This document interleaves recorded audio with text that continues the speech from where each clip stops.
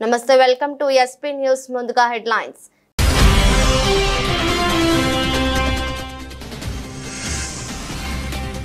ISS ను చేరుకున్న crew 10 వ్యోమగాములకు Sunitha Wilmore స్వాగతం ఈ నెల 19న భూమిపై ల్యాండ్ అయ్యే అవకాశం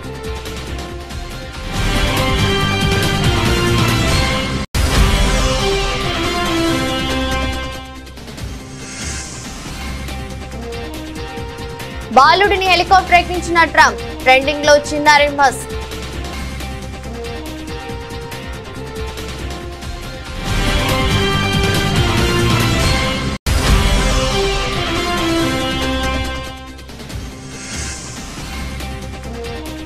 తమిళ భాషపై కేంద్ర మంత్రి అశ్విని వైష్ణవ్ ఆసక్తికర వ్యాఖ్యలు తమిళం మధురమైన భాష అన్న కేంద్ర మంత్రి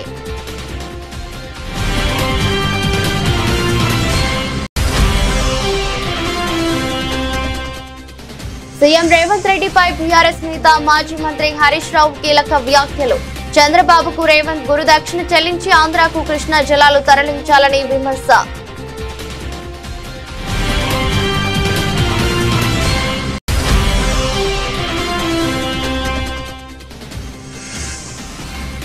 ఉండవల్లిలో ఘనంగా పొట్టి శ్రీరాములు జయంతి కార్యక్రమం ఆయన చిత్రపటానికి పూలమాల వేసి నివాళులర్పించిన సీఎం చంద్రబాబు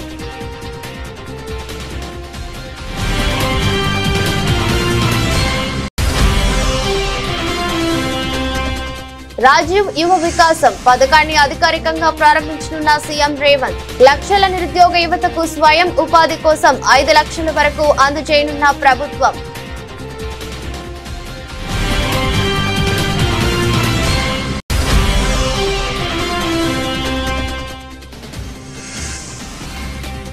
పవన్ కు సిద్ధాంతాలు లేవు ఊసరవెల్లిలా మారుతున్నారు అంబటి రాంబాబు ఘాటు వ్యాఖ్యలు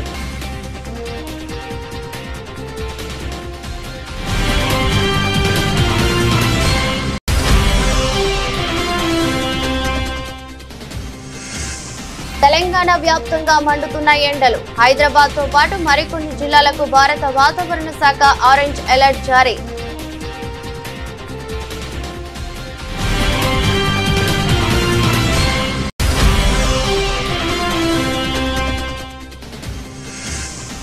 విజయవాడ దుర్గమ్మను దర్శించుకున్న రాబిన్ హుడ్ మూవీ టీం మార్చి 28న ప్రేక్షకుల ముందుకు తీసుకురానున్న మేకర్స్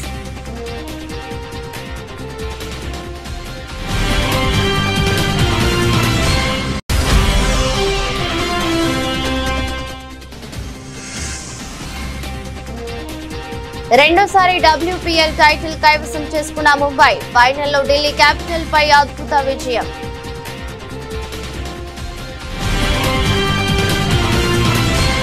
అంతరిక్ష కేంద్రంలో చిక్కుకుపోయిన వ్యోమగాములు సునీత విలియమ్స్ బుచ్ విల్మోర్లు ఎటకేలకు భూమికి తిరిగి రానున్నారు వారిని తీసుకొచ్చేందుకు వెళ్లిన క్రూ 10 షిప్ ఆదివారం ఉదయం 9:37 అంతర్జాతీయ అంతరిక్ష కేంద్రంతో విజయవంతంగా అనుసంధానమైంది క్రూ 10లో వెళ్లిన 4 వ్యోమగాములకు సునీత విలియమ్స్ బుచ్ విల్మోర్లు స్వాగతం పలికారు వీరిద్దరి స్థానంలో ప్రస్తుతం వెళ్లిన 4 వ్యోమగాములు ISS లో పనిచేయనున్నారు క్రూ 10 మిషన్ లో సునీత బుచ్లు భూమికి తిరిగి రానున్నారు ఈ నెల 19న వారు భూమిపై ల్యాండ్ అవుతారని అనధికారిక సమాచారం 2024 జూన్ 5న స్టార్ లైనర్ వ్యోమ నౌకలో సునీత బుచ్ విల్మోర్లు ISS కు చేరుకున్నారు వారం రోజుల పరిశోధనల కోసం వెళ్లిన వారిద్దరూ స్టార్ లైనర్ లో సాంకేతిక సమస్యల కారణంగా అక్కడే ఉండిపోవాల్సి వచ్చింది వారిని అక్కడే వదిలేసి స్టార్ లైనర్ భూమిని చేరుకుంది ప్రపంచ కుబేరుడు టెస్లా అధినేత ఎలాన్ మస్క్ 4 ఏళ్ల కుమారుడు AX12 సోషల్ మీడియాలో ట్రెండింగ్ లోకి వచ్చాడు ఆ బుడతడు అమెరికా అధ్యక్ష భవనం వైట్ హౌస్ మైదానంలో అధ్యక్షుడు డొనాల్డ్ ట్రంప్ నడుస్తున్న దృశ్యాలు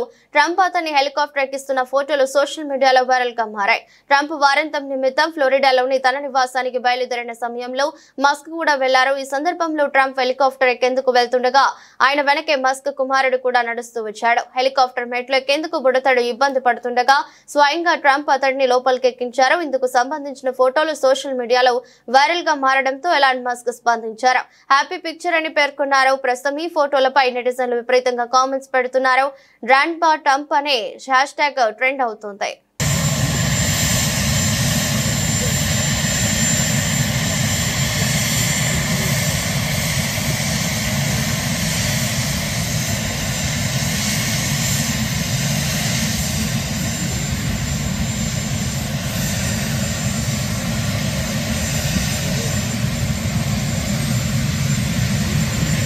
ప్రభుత్వం తమిళనాడు మధ్య జాతీయ విద్యా విధానం అమలు విషయంలో వివాదం నెలకొన్న సమయంలో కేంద్ర మంత్రి అశ్విని వైష్ణవ్ ఆసక్తికర వ్యాఖ్యలు చేశారు. ఆయన రోజు తమిళనాడులోని శ్రీ పెరంబదూరులో జరిగిన కార్యక్రమంలో మాట్లాడుతూ తమిళం మధురమైన భాష అని అన్నారు. తమిళం చాలా మధురమైన భాష, మనమంతా తమిళ సంస్కృతిని గౌరవిస్తున్నామని వ్యాఖ్యానించారు. దేశానికి ప్రపంచానికి అందిన ఆస్తుల్లో తమిళం ఒకటి అన్నారు. అన్ని భారతీయ భాషలను ఆస్వాదిద్దామని ఆయన పిలుపునిచ్చారు.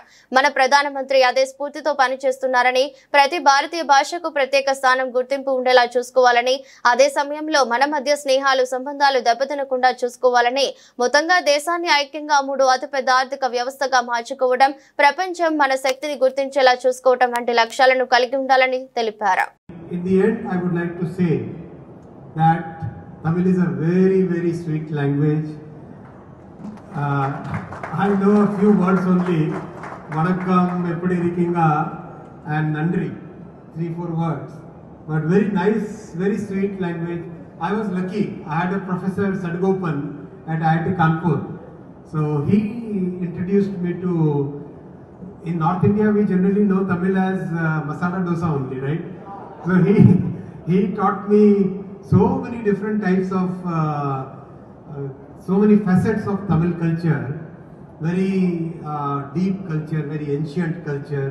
We all respect the Tamil culture, we all respect the Tamil language, and this is one of the assets of our country. This is also one of the assets of the world, and let's take pride in that, let's take joy in that, and let's enjoy all the Indian languages.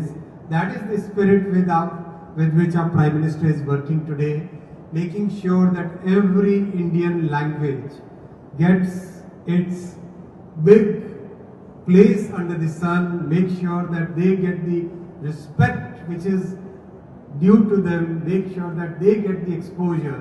For example, I'll tell you one small thing.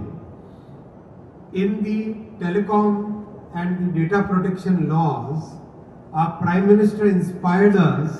BRS నేత మాజీ మంత్రి హరీష్ రావు కీలక వ్యాఖ్యలు చేశారు. CM Revanth Reddy గురువు AP ముఖ్యమంత్రి చంద్రబాబు పాలమూరుకు నీళ్లు కూడా ఇవ్వలేదని, కానీ కేసీఆర్ 10 లక్షల ఎకరాలకు నీళ్లు ఇచ్చారని అన్నారు.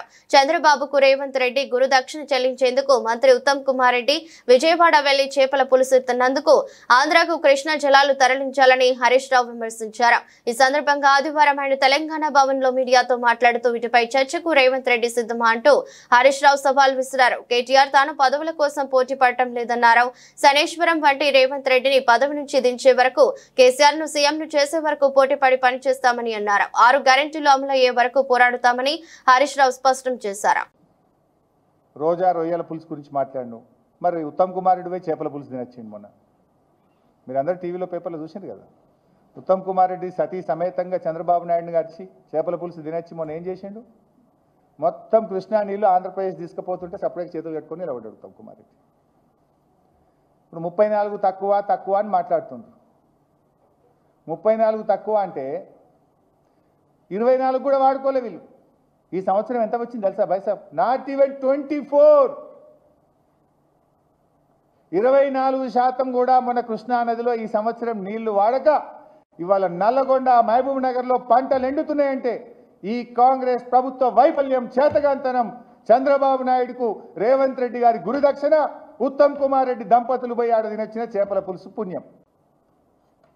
ఇంకా అన్ని చిల్లర మాటలు. ప్రతిపక్ష పదవి కోసం అట నేను కేటీఆర్ గారు కొట్లాడు, మేము ఉద్యమకారులం.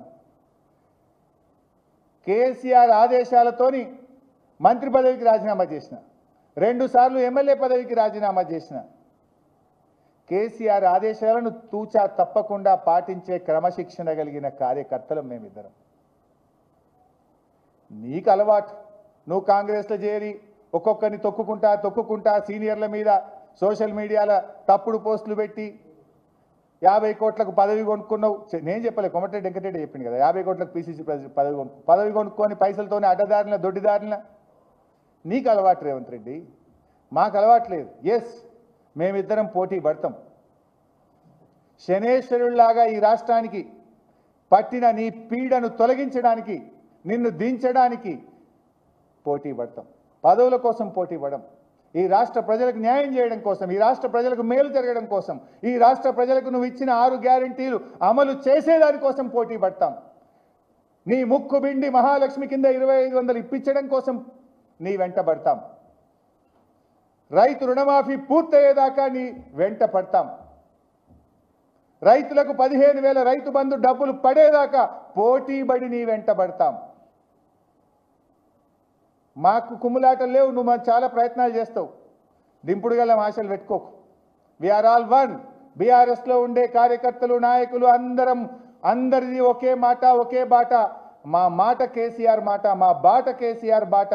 మా అందరి ఆశయం కేసీఆర్ను తిరిగి ముఖ్యమంత్రి చేయడమే. నువ్వు దింపుడు గల ఆశలు పెట్టుకోకు రేవంత్ రెడ్డి, చిల్లర మాటలు కట్టిపెట్టు. పొట్టి శ్రీరాములు స్వగ్రామాన్ని అభివృద్ధి చేస్తాం, ఆయన నివాసం ఉన్న ఇంటిని ప్రభుత్వమే కానీ కొని మ్యూజియం అభివృద్ధి చేస్తుందని ఆంధ్రప్రదేశ్ ముఖ్యమంత్రి నారా చంద్రబాబు నాయుడు ప్రకటించారు. ఇవాళ ఉండవల్లిలో పొట్టి శ్రీరాములు జయంతి కార్యక్రమం జరిగింది. పొట్టి శ్రీరాములు చిత్రపటానికి పూలమాల వేసి సీఎం చంద్రబాబు, మంత్రి నారాయణ నివాళులర్పించారు. సందర్భంగా చంద్రబాబు మాట్లాడారు. పొట్టి శ్రీరాములు 120వ జయంతి కార్యక్రమాన్ని నిర్వహించుకున్నామని, మొన్నే ఆత్మార్పణ దినోత్సవాన్ని కూడా పెద్ద ఎత్తున చేసుకున్నామని గుర్తు చేశారు. కర్నూలుతో ప్రారంభమైన తెలుగు రాష్ట్రం పెద్ద మనుషుల ఒప్పందంతో కలిశారని తెలిపారు. ఆ తర్వాత హైదరాబాద్ ను రాజధానిగా మార్చగా 11 ఏళ్ల క్రితం జూన్ 2వ తేదీన మళ్లీ ఏపీ విభజన జరిగిందని, ఏపీ ఏర్పాటుకు చాలా తేదీలు వచ్చినా డిసెంబర్ 15వ తేదీన పొట్టి శ్రీరాములు ఆత్మ బలిదానం చేసిన రోజు కాబట్టి ఆ రోజునే పొట్టి శ్రీరాములను మనం స్మరించుకోవాలని ప్రభుత్వం నిర్ణయించిందన్నారు. పొట్టి శ్రీరాములు త్యాగాలను నేటి తరానికి తెలియచెప్పేలా కార్యక్రమాలు నిర్వహించారు. జనం కోసం, తెలుగు జాతి కోసం ఒతికిన వ్యక్తి అమరజీవి పొట్టి శ్రీరాములు అని చంద్రబాబు కొనియాడారు. పొట్టి శ్రీరాములు మెమోరియల్ ట్రస్ట్ ఏర్పాటు చేస్తే బాగుంటుందన్నారు. చాలా సంతోషం. ప్రభుత్వాలు చేయడం కంటే అభిమానులు, సమాజం ముందుకొచ్చి ఆయన చేసిన త్యాగాల్ని గుర్తు చేసే విధంగా మీరు ట్రస్ట్ పెట్టి చేయగలిగితే అది ఎప్పటికీ శాశ్వతంగా ఉంటుంది. నా జీవితం నేను చాలా చూశాను. ప్రభుత్వం చేసేది రొటీన్ గా ఉంటుంది, మీరు చేసేది ఒక స్ఫూర్తిదాయకంగా ఉంటుంది. అలాంటి స్ఫూర్తిదాయకంగా ముందుకు వచ్చిన మిమ్మల్నే కాకుండా రాష్ట్రంలో ఉండే ప్రతి ఒక్కరిని కూడా అభినందిస్తున్నా. మనం అందరం కూడా ఏది కూడా ఒక వారసత్వంగా భావితరాలకు అందించాల్సిన అవసరం ఉంది. ఏదైతే పొట్టి శ్రీరాములు గారు త్యాగం చేసిన తర్వాత ఒక రాష్ట్రం ఏర్పడి తెలుగు వారి పరిపాలనలో పాలన సాగే పరిస్థితి తీసుకొచ్చారు. అలాంటి సందర్భంలో అలాంటి వ్యక్తుల యొక్క త్యాగాల్ని 1 రోజు 2 రోజులు ఆలోచించడం కాకుండా శాశ్వతంగా చరిత్ర ఉన్నంత వరకు వీరిని గుర్తుపెట్టుకునే బాధ్యత మన పైన ఉంది. భావితరాలకు అందజేయాల్సిన బాధ్యత కూడా మన పైన ఉంది. దానికి మీరందరూ ముందుకొచ్చి చేస్తామని చెప్పి వచ్చారు. చాలా సంతోషం. ముఖ్యమంత్రి రేవంత్ రెడ్డి, ఉప ముఖ్యమంత్రి బట్టి విక్రమార్క, మంత్రి పొన్నం ప్రభాకర్ రాజీవ్ యువ వికాసం పథకాన్ని అధికారికంగా ప్రారంభించనున్నారు. పథకం కింద BC, SC, ST, minority, EBC వర్గాలకు చెందిన 5 లక్షల నిరుద్యోగ యువతకు స్వయం ఉపాధి కోసం 5 లక్షల వరకు అందజేయనున్నామని, ఈ విషయమై ఉప ముఖ్యమంత్రి బట్టి విక్రమార్క, మంత్రి పొన్నం ప్రభాకర్ అధికారులతో సమావేశమయ్యారు. సికింద్రాబాద్ తో పాటు తెలంగాణలో వివిధ రైల్వే స్టేషన్ల అభివృద్ధికి కేంద్రం సంపూర్ణంగా సహకరిస్తుందని కేంద్ర మంత్రి కిషన్ రెడ్డి స్పష్టం చేశారు. ఇటీవల ప్రారంభించిన చర్లపల్లి రైల్వే స్టేషన్ కు అప్రోచ్ రోడ్ల నిర్మాణానికి రాష్ట్ర ప్రభుత్వం భూసేకరణ పూర్తి చేసి ఇవ్వాలని కిషన్ రెడ్డి కోరుతున్నారు. ఈ రకంగా తెలంగాణ రాష్ట్రంలో కానీ మన సికింద్రాబాద్ రైల్వే స్టేషన్ లో కానీ రానున్నటువంటి 5 సంవత్సరాల్లో ఈ రైల్వే స్టేషన్ యొక్క మరి స్వరూపం ఏదైతున్నదో అద్భుతంగా మారబోతుందన్న విషయాన్ని ఈ సందర్భంగా నేను మనవి చేస్తా ఉన్నాను. దీనికి ప్రజలందరూ కూడా సహకరించాలి. రాష్ట్ర ప్రభుత్వం కూడా చర్లపల్లి రైల్వే స్టేషన్ కానీ, సికింద్రాబాద్ రైల్వే స్టేషన్ కానీ అప్రోచ్ రోడ్ల కోసం ల్యాండ్ అక్విజిషన్ పూర్తి చేయాలని నేను ఈ సందర్భంగా కోరుతా ఉన్నాను. ముఖ్యమంత్రి గారు ఆ రోజు చర్లపల్లి రైల్వే స్టేషన్ ప్రారంభోత్సవం అప్పుడు కూడా రిక్వెస్ట్ చేశాను. ఆయనకు స్వయంగా నేను ఉత్తరం రాశాను. చర్లపల్లి రైల్వే స్టేషన్ కావాల్సినటువంటి అద్భుతమైనటువంటి అప్రోచ్ ఉండాలి. ఎందుకంటే అది టెర్మినల్, హైదరాబాద్కి వచ్చేటువంటి చాలా ట్రైన్స్ అక్కడే అవుతాయి. హైదరాబాద్ నుంచి వెళ్ళేటువంటి ట్రైన్లు అక్కడి నుంచే ప్రారంభమవుతాయి. కాబట్టి దానికి అప్రోచ్ రోడ్డు బాగా ఉండాలని చెప్పి కూడా నేను ముఖ్యమంత్రి గారిని కోరాను. మరి ఇది ఇంకా కొలిక్కి రావాల్సినటువంటి అవసరం ఉంది. మన సికింద్రాబాద్ రైల్వే స్టేషన్ కూడా ఇంత అద్భుతంగా చేస్తున్నప్పుడు రైల్వే స్టేషన్ ఎదురుగా కూడా మరి అప్రోచ్ రోడ్డు బాగుండాలి. కాబట్టి ఆ విషయం కూడా రాష్ట్ర ప్రభుత్వం ఆలోచన చేయాల్సిన అవసరం ఉందనే విషయం ఎందుకంటే ల్యాండ్ అక్విజిషన్ చేసి మనకి ఇవ్వాల్సినటువంటి బాధ్యత రాష్ట్ర ప్రభుత్వాల మీద ఉంటుంది. కాబట్టి ఆ పనులు కూడా పూర్తి చేయాల్సిందిగా, సికింద్రాబాద్ చెర్రాపల్లి రైల్వే స్టేషన్ పనులు పూర్తి చేయాల్సిందిగా నేను ఈ సందర్భంగా రాష్ట్ర ప్రభుత్వాన్ని కోరుతూ, హైదరాబాద్ నగరంలో జనసేన అధినేత AP deputy CM Pawan Kalyan ఏమాత్రం సిద్ధాంతాలు లేవని, ఎప్పుడు ఎలా ప్రవర్తిస్తారో ఎవరికీ అర్థం కాదని, చివరికి ఆయనకు కూడా అర్థం కాదేమోనని వైసీపీ నాయకుడు అంబటి రాంబాబు ఘాటు వ్యాఖ్యలు చేశారు. సమయానుకూలంగా ఊసరబెల్లిలా మారుతూ మభ్యపెడుతున్నాడని వైసీపీ కార్యాలయంలో ఏర్పాటు చేసిన మీడియా సమావేశంలో జనసేన ఆవిర్భావ సభలో పవన్ కళ్యాణ్ ప్రసంగం తీర్పుపై విమర్శలు చేశారు. రాష్ట్ర ప్రజానికానికి అండగా నిలబడతామని హామీ ఇచ్చిన పవన్ గద్దెనెక్కిన తర్వాత ప్రజా సమస్యలు పట్టించుకోవడం లేదని, 4 దశాబ్దాల టీడీపీని నిలబెట్టింది జనసేన పార్టీ అని పవన్ అంగీకరించడం సముచితంగా ఉందన్నారు. టీడీపీని నిలబెట్టేందుకే జనసేన రాజకీయ పార్టీ పుట్టిందని, వైసీపీ మొదటి నుంచి కూడా చెబుతుందని ఇదేనని స్పష్టం చేశారు. జనసేనను బి టీం పార్టీగా చంద్రబాబు వదిలారని విమర్శించారు. జస్ట్ బిఫోర్ ఎన్నికలప్పుడు దీన్ని ప్రారంభించి ఒక బి టీమ్ గా చంద్రబాబు నాయుడు గారు వదిలారు. కాపులందరినీ కట్టగట్టి, ఎందుకంటే డైరెక్ట్ గా చంద్రబాబు నాయుడు గారి కాపుల్ని చేతుల్లోకి తీసుకోలేరు. ఈ రాష్ట్రంలో ఉన్నటువంటి కులాల చరిత్ర అలాంటిది. చంద్రబాబు నాయుడు గారు తెలుగుదేశం పార్టీ కాపు సామాజిక వర్గం మీద అనేకమైనటువంటి దుశ్చర్యలు చేసినటువంటి సమాజం ఆంధ్ర రాష్ట్రంలో ఉంది. అందులో డైరెక్ట్ గా ఆయనతో మాట్లాడలేరు కాబట్టి కాపులతో పవన్ కళ్యాణ్ గారిని అక్కడ పెట్టి ఆయన నుండి అట్రాక్ట్ చేసి తద్వారా తన వైపు మరలించుకోవాలనేటువంటి ఒక ప్రయత్నంలో భాగంగానే జనసేన పార్టీ ఆవిర్భవించింది అనేది ఇవాళ మేము కొత్తగా చెప్పటల్లా, డే 1 నుంచి చెబుతున్నటువంటి అంశమని ఈ సందర్భంగా నేను మనవి చేస్తున్నా. ఆ ప్రక్రియలోనే చంద్రబాబు నాయుడు గారికి ఎప్పుడు ఆపద వచ్చినా కాపులు తీసుకెళ్లి లింక్ చేయడానికి ఏర్పాటు చేయబడినటువంటి ఒక రాజకీయ పార్టీగా ముద్రపడినటువంటి రాజకీయ పార్టీ. అందువల్లే చంద్రబాబు నాయుడు గారిని నిలబెట్టడానికి ప్రయత్నం చేశారు. చంద్రబాబు నాయుడు గారే మొత్తం జనసేనకి తెలుగుదేశం పార్టీకి మేనేజ్ చేసేది ఎవరయ్యా అంటే నారా చంద్రబాబు నాయుడు గారు, ముఖ్యమంత్రి గారు దీన్నంతా కూడా టోటల్ గా మెయింటైన్ చేసేటటువంటి పరిస్థితిలో ఇవాళ ఉన్నారు. దీనిలో ఒక మాట అన్నారు పవన్ కళ్యాణ్ గారు, 100% స్ట్రైక్ రేట్. ఏంటి 100% స్ట్రైక్ రేట్? నాకు అర్థం కాలేదు. మీరు ఒక్కళ్ళే వచ్చారు 100% స్ట్రైక్ రేట్ కి. 21 సీట్లు పోటీ చేశారు, 21 సీట్లు మీరు గెలిచారు. అందువల్ల మీరు 100% స్ట్రైక్ రేట్ అని అనుకుంటే ఎలాగా అంటున్నా? అది బలం కాదు నాయన. 2 పార్టీల యొక్క మద్దతు నీకు వాపుగా కనపడి నీకు 21 వచ్చినాయి. అది రాష్ట్ర ప్రజల దురదృష్టం వల్ల వచ్చిందని నేను మనవి చేస్తున్నా. 21 సీట్లు గెలుచుకొని ఇది నాకు స్ట్రైక్ రేట్, అద్భుతం, అమోఘం అనేటువంటి మాట మాట్లాడుతున్నారు. శభాష్ అయ్యా. నేను మాట చెప్తాను. ఏమండి పవన్ కళ్యాణ్ గారు, కొన్నిదల పవన్ కళ్యాణ్ గారు, మీ డయాస్ మీద 21 మంది శాసనసభ్యులు ఉన్నారు, 2 పార్లమెంట్ సభ్యులు ఉన్నారు. అసలు మీ వాళ్ళు ఎవరు చెప్పండి నాకు. మీ పార్టీలో వచ్చిన వాడు ఎవరు? చంద్రబాబు నాయుడు గారి దగ్గర టికెట్ లేకపోతే పంపిస్తే వాళ్ళకి టికెట్ ఇచ్చావు. మేము రిజెక్ట్ చేసిన బ్యాచ్ కొంతమంది టికెట్ ఇచ్చావు.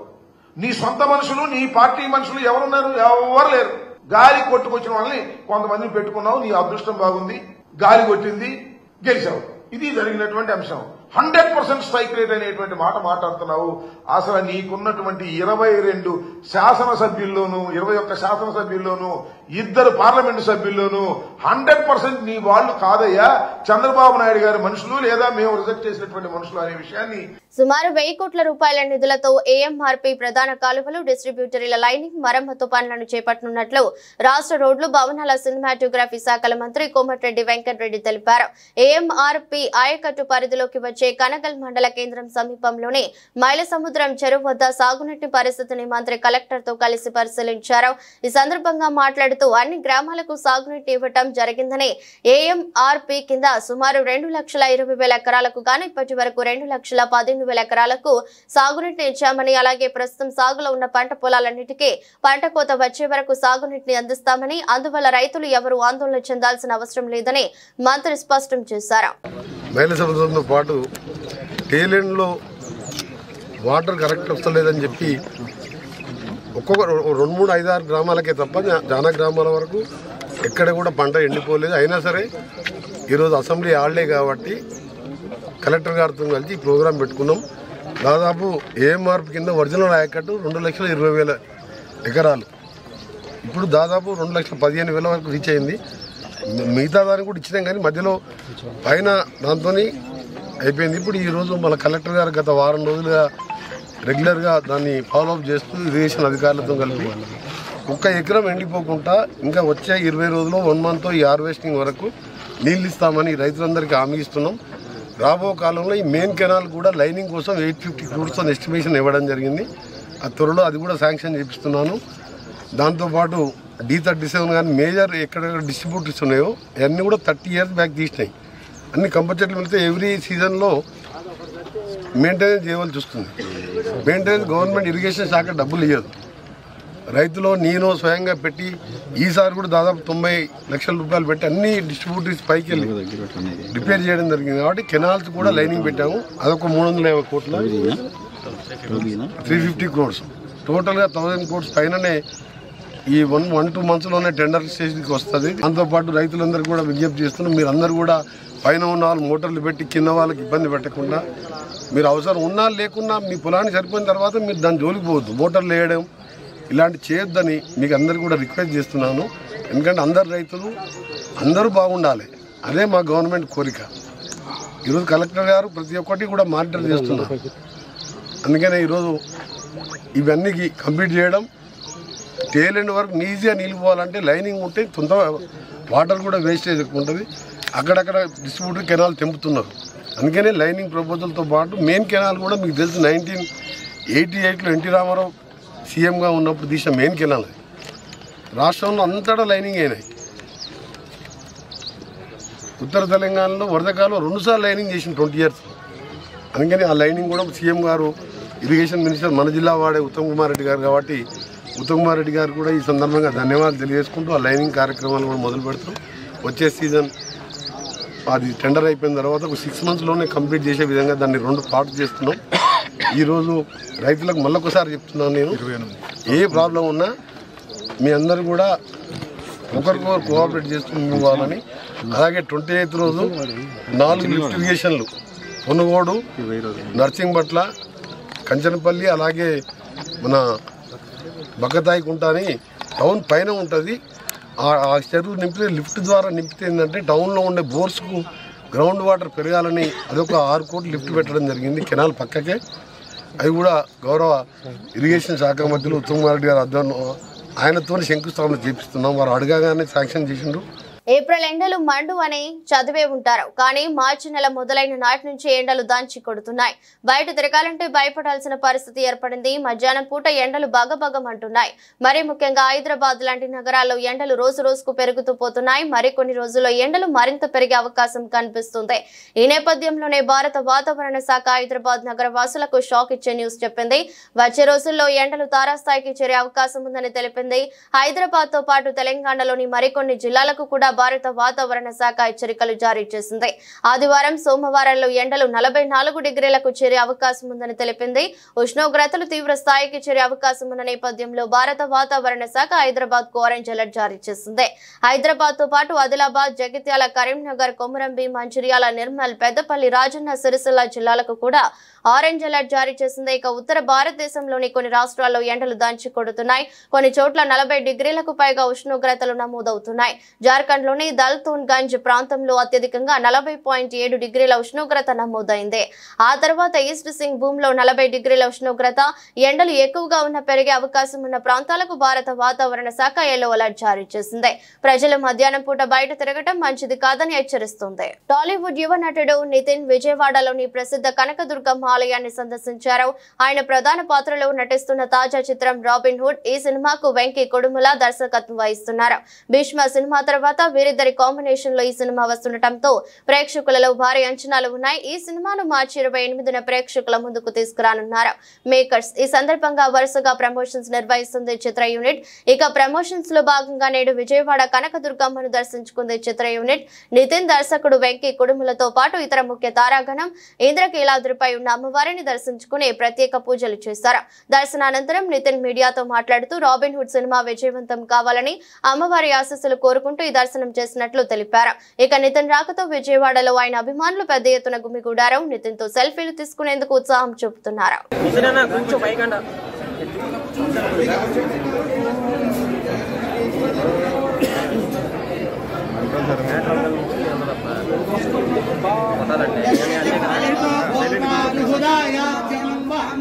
श्रीहपञ्चदर्शञ्च श्रीकामसततं जपेत् आनन्दकर्तमश्चैवातिस्पुत्रपुत्रापीडसुताचन्द्रदोष गोत्राभिवृद्धि सकलकार्य विजयोस्तु।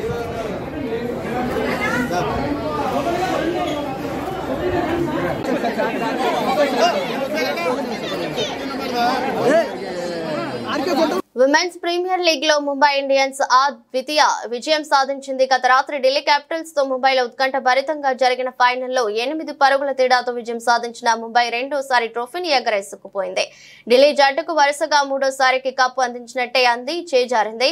Mumbai captain Harmanpreet Kaur captain innings తో పాటు స్వల్ప లక్ష్యాన్ని కాపాడుకోవడంలో బౌలర్లు చూపిన తెగువ జట్టుకు విజయాన్ని అందించి పెట్టింది. తొలుత బ్యాటింగ్ చేసిన ముంబై జట్టు నిర్ణీత 20 ఓవర్లలో 7 వికెట్ల నష్టానికి 149 పరుగులు చేసింది. బ్యాటర్లు తడబడిన వేళ హర్మన్ ప్రీత్ 44 బంతుల్లో 9 ఫోర్లు 2 సిక్సర్లతో 66 పరుగులు చేసింది. నట్ స్కివర్ బ్రంట్ 30 పరుగులు చేసింది. జట్టులో మిగతా ఎవరు చెప్పుకోదగ్గ స్కోరు చేయలేదు. బ్యాటింగ్ పిచ్ పై 149 పరుగులు చేయడంతో ఢిల్లీ క్యాపిటల్స్ విజయం తథ్యమని అందరూ భావించారు. అయితే ఆ స్కోరును కాపాడుకోవడంలో ముంబై బౌలర్లు అద్భుతంగా రాణించారు. నట్ స్కివర్ బ్రంట్ బౌలింగ్ లోను రాణించి కెప్టెన్ మెగ్ లానింగ్ సహా 3 కీలక వికెట్లు పడగొట్టింది. బ్యాటర్లపై ఒత్తిడి పెంచడంలో బౌలర్లు విజయం సాధించారు. ఫలితంగా ఢిల్లీ క్యాపిటల్స్ నిర్ణీత 20 ఓవర్లలో 9 వికెట్లు కోల్పోయి 141 పరుగులు మాత్రమే చేసి విజయానికి దగ్గరగా వచ్చి ఆగిపోయింది. ఢిల్లీ బ్యాటర్లలో మరిజానే కాప్ 40 పరుగులు చేయగా జమీమా రోడ్రిగ్స్ 30, నికీ ప్రసాద్ 25 పరుగులు చేశారు. మిగతా వారిలో ఎవరు చెప్పుకోదగ్గ పరుగులు సాధించలేదు. చివరి బంతి వరకు ఉత్కంఠగా సాగిన ఈ మ్యాచ్ లో విజయానికి దగ్గరగా వచ్చిన ఢిల్లీ 9 పరుగుల తేడాతో ఓటమి పాలైంది. చివరి ఓవర్లలో ఢిల్లీ విజయానికి 14 పరుగులు కావాల్సి ఉండగా బంతికి ఉత్కంఠ నెలకొంది. నట్ స్కివర్ వేసిన తొలి బంతికి ప్రసాద్ 1 పరుగు మాత్రమే తీసింది. రెండవ బంతికి నల్లపురెడ్డి చరణి 1 పరుగు తీసింది. దీంతో 4 బంతుల్లో 14 పరుగులు అవసరమయ్యాయి. మూడో బంతికి పరుగు రాలేదు.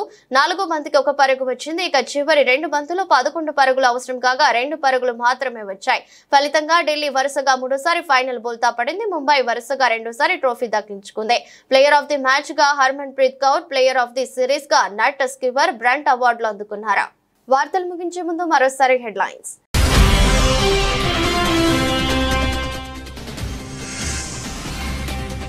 ఐఎస్ఎస్ ను చేరుకున్న క్రూ 10 వ్యోమగాములకు సునీత విల్మోర్ స్వాగతం. ఈ నెల 19న భూమిపై ల్యాండ్ అయ్యే అవకాశం.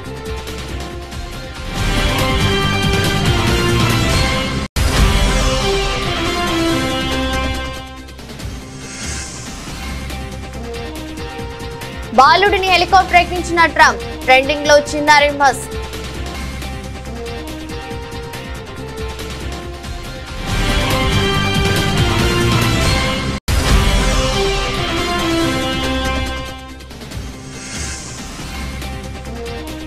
తమిళ భాషపై కేంద్ర మంత్రి అశ్విని వైష్ణవ్ ఆసక్తికర వ్యాఖ్యలు. తమిళం మధురమైన భాష అన్న కేంద్ర మంత్రి.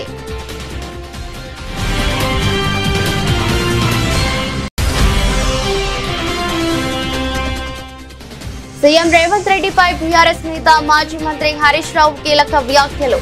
చంద్రబాబుకు రేవంత్ గురుదక్షిణ చెల్లించి ఆంధ్రాకు కృష్ణా జలాలు తరలించాలని విమర్శ.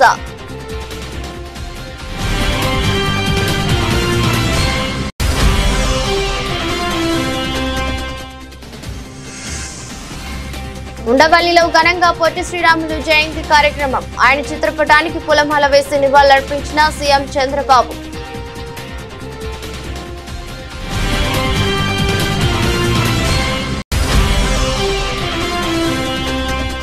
రాజీవ్ యువ వికాసం పథకాన్ని అధికారికంగా ప్రారంభించనున్న సీఎం రేవంత్. లక్షల నిరుద్యోగ యువతకు స్వయం ఉపాధి కోసం 5 లక్షల వరకు అందజేయనున్న ప్రభుత్వం.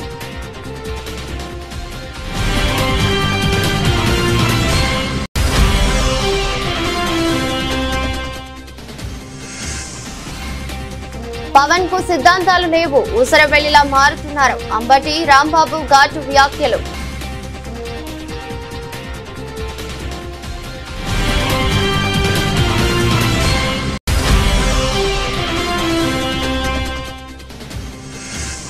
తెలంగాణ వ్యాప్తంగా మండుతున్న ఎండలు. హైదరాబాద్ తో పాటు మరికొన్ని జిల్లాలకు భారత వాతావరణ శాఖ ఆరెంజ్ అలర్ట్ జారీ.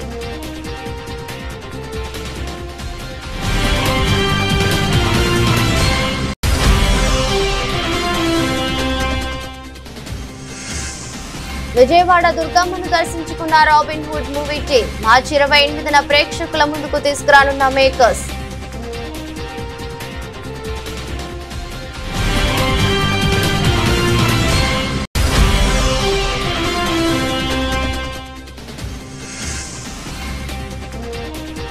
రెండోసారి WPL టైటిల్ కైవసం చేసుకున్న ముంబై ఫైనల్లో ఢిల్లీ క్యాపిటల్ పై అద్భుత విజయం.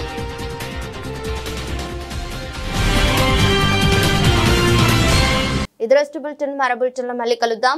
అంతవరకు సెలవు. నమస్కారం.